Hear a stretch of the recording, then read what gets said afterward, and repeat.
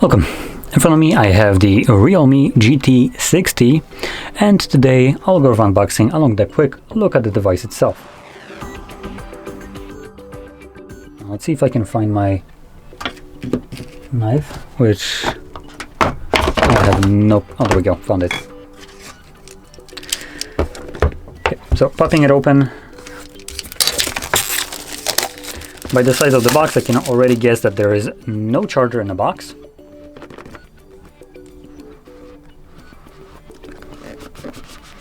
There we go.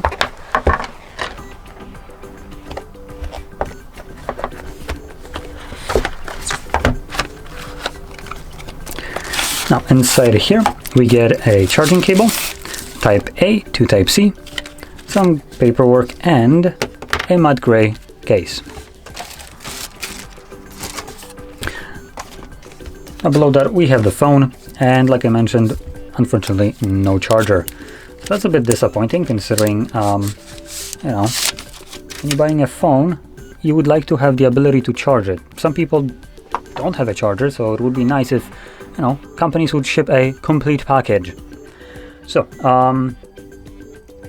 that being said, let's start off with the price tag for this device, which it's not the cheapest device. It's about 400 euros. Now that would already include tax. And for $400, I can already see that offers a decent device, I would say.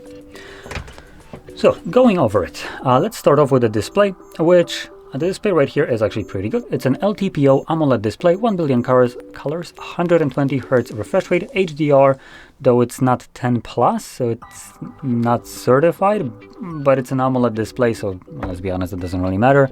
Especially that it is capable of apparently outputting about 6,000 nits. Wow, that is, if that is correct, that is just bonkers. Now, the typical brightness is about 1000 nits, which already 1000 nits is basically what you would need for HDR content to be displayed accurately. With 6000 nits, basically if you have an image of a sun on your phone, I wouldn't be surprised if it's basically mimicking the actual sun brightness. Let's be honest, that if 6000 nits is correct, that is pretty wild. Now, I do want to be very honest with the brightness here. Most devices, even though they do say that they have like 3000 nits of brightness or something along those lines, they do, it's the peak, but you basically never get to see the peak. So it's not like it really matters. Samsung is one of those companies, though they don't even approach like 3000, I think. They're pretty close, but for instance, the flagship phones, even though they do support high brightness like that, the device has it hidden away under like the brightness settings, which you would need to enable manually to be even able to push the brightness this high. So I just find it a bit kind of misleading when devices, you know, can output power or brightness like that. I would expect it to be outputting it from the freaking box. That's kind of what the peak for most people would be implying whenever they're using the device. Peak brightness that they're going to get out of it is 6000 nits, but that's not really the case. It's only the case if you're, you know, very adamant on having it enabled. And obviously companies do that because, number one, it consumes more battery, and number two, there's a possibility for like OLED displays to basically have a higher chance of burn-in and stuff like that. So it's understandable. Now with the rent over, let's flip it over to the back and take a look at the cameras, which this device comes with a dual camera setup. I am all for less cameras, but actually usable cameras, and here it looks to be the case, as we have a 50 megapixel f1.9 aperture 26mm wide lens with PDAF and optical image stabilization, and then besides that we have 8 megapixel f2.2 aperture 16mm 112 degree ultra wide lens. And with those cameras you can record up to 4K at 60 frames or 1080p at 60 or slow motion over 120 with gyroscopic electronic image stabilization and also optical image stabilization. Now the front is another decent camera, which is a 32 megapixel f2.5 21mm wide lens, and this one though caps at 4K 30 frames and also 1080p 30 frames, so you don't get the 60 frames that you do with the back cameras. And it has a gyroscopic electronic image stabilization. So the camera wise, I really like the fact that Realme didn't decide to, include the absolute dog water 2 megapixel macro or depth cameras just to fill the gap of triple camera setup.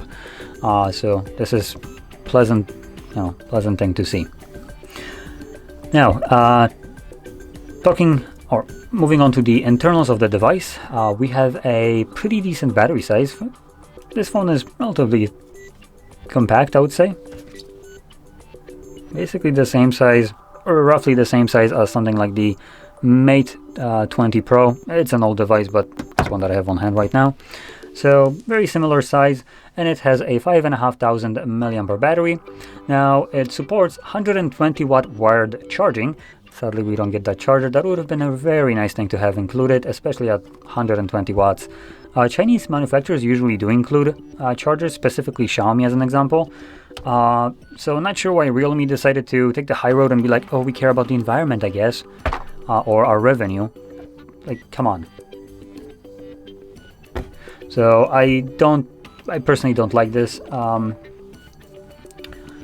Now, with that being said, we have also 8 gigabytes of RAM and 128 gigabytes of storage. That's the base entry of this device. Now we have a couple options. We have 256 8 gigs, 256 12, and 512 gigs with 12 gigs of RAM. So there's several choices. Now, depending on how much storage you will need to buy that specific version of the device, as there is no expandable storage in here. This is just a dual SIM card tray, so no expandable storage. Now, that being said, additionally, when it comes down to storage, there's another trickery going on here, which I haven't seen in a while. Again, cost cutting for some reason on everything possible. Now, this device, in my opinion, isn't priced accurately to be doing cost cutting like this.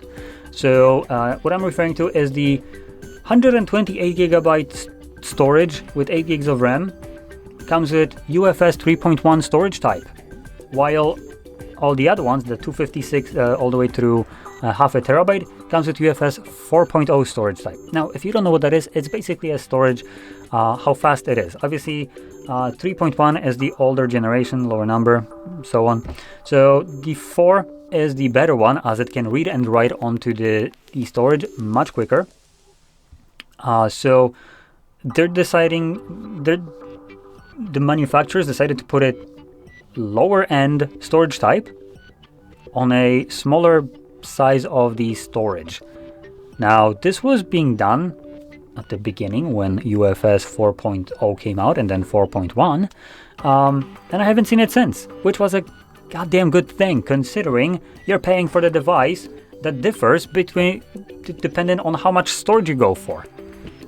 So I don't condemn that at all. It's a bullshit marketing, and most people won't even know, but it will affect, for instance, if you're recording 4K 60 frames, when you're finished recording and it's just starting to load it up and processing the footage that you recorded, that's going to be slower on the 128 gigabyte version of this phone compared to the other one. So you're getting a lesser device, and all you supposedly sacrificed is the storage size. So I don't like that at all. Now, anything else to mention? Let's actually talk about the build quality right here. So when it comes down to it, the frame right here is plastic, unfortunately. Again, more cost cutting. Going around, we have an infrared blaster at the top, which allows you to use the phone as a remote control for all kinds of appliances that use a infrared remote specifically, not Bluetooth one, obviously. Then we have a microphone and some other sensor. Then on our right side, we have volume rockers, power button. Now this is just a power button, and we do have under display fingerprint sensor. Then at the bottom, we have a Type-C charging port, speakers, microphone, and our dual SIM card tray. And then on the left side, absolutely nothing. It's a clean side. Now, additionally, when it comes on with the build, the device has an IP65 rating, so dust and water resistant, though 65, not 68, so not sure what it's going to be resisting. And let's see if I can find a bit more about the actual build quality, but I can't. Now, that being said, this seems to be, I think, plastic or glass. Looks like glass, feels like glass, but if it's glass, it's very thin. Possibly it's glass, considering you do get to pay for this device a bit more than you would expect, so I damn hope at least they put glass back on here. I'm not gonna go with a knife, try to scratch it and see what it is. And on GSM Arena, which is where I'm pulling most of this information from, there is no mention of this. But that being said, like I mentioned, the device costs about 400 euros, which, like I said, it might be a bit too expensive considering all you get is a phone with a Snapdragon 7 Plus Gen 3, which is one last thing that I didn't mention. So Snapdragon 7 Plus Gen 3, which is a good processor. I'm not gonna deny that. It's basically a super fast processor. It will get you through everything that you need to do, even with these probably light to medium light gaming. So Genshin Impact should be running here pretty well. Now, the reason I'm mentioning the price, and even though I'm saying that the device is relatively good, is because Xiaomi Pocos exist. And those are like the absolute menace to most manufacturers, considering those devices cost less than this while offering better specifications. So let me quickly check. Poco F6 Pro, it's going to be one, and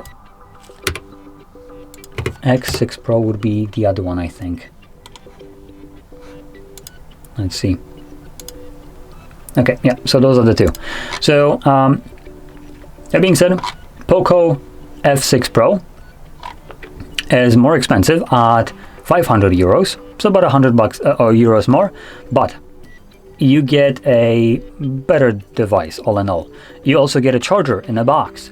You get at start 12 gigabytes of RAM. Processor wise, it's going to be a higher grade processor, Snapdragon 8, last generation, meaning Gen 2, but it's still going to outperform the Snapdragon 7 Plus Gen 3. Camera wise, again, you have capabilities of recording up to 8K at 24 frames. That is insane. Storage wise, entry 256 gigs of storage, and also UFS 4.0. No other variations.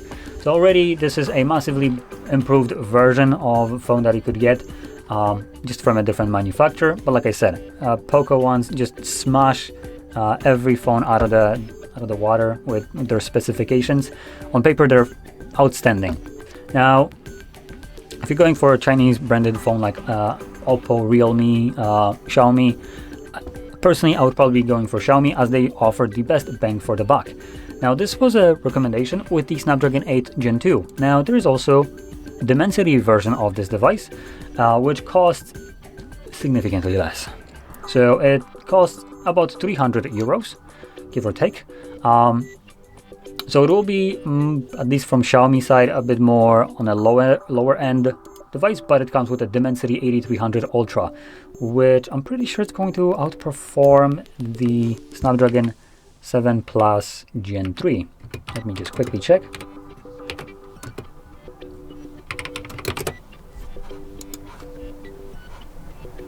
So this is, so I'm looking right now at Versus as a website, and the Dimensity is faster, all in all, by the looks of it.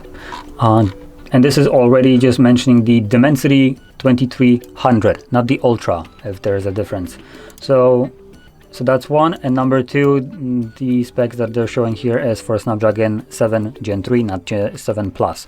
Plus was going to be just a little bit more overclocked. You're going to get a bit more performance out of it, but it's not going to be anything significant. So in both cases, probably Ultra is overclocked too.